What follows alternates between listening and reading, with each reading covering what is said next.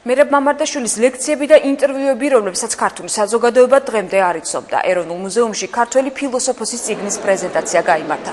ცნობიერების ტიპოლოგიას ექვია კრებულს, რომელშიც 1999-90 წლებში ფილოსოფოსის მიერ პარიზსა და ბარსელონაში წაკითხული ლექციები, მოხსენებები ფრანგულენოვანი გაზეთებისა და ჟურნალებისათვის მიცემული ინტერვიუები გაერთიანდა. წიგნის გამოცემა მერაბ მამარდაშვილის 80 წლის თავს დაამთხრიეს. ნაშრომი სტრატეგიულ გამოკვლევათა ინსტიტუტმა ფონდ ღია საზოგადოება საქართველოს მხარდაჭერით გამოსცა.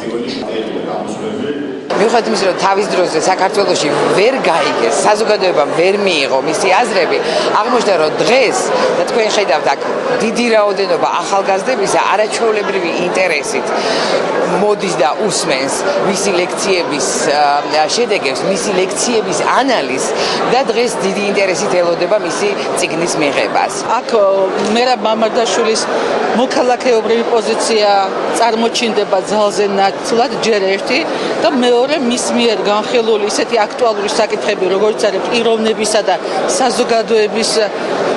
საზოგადოების ურთიერთობა, განხილულია თანამედროვეობის ჭრილში.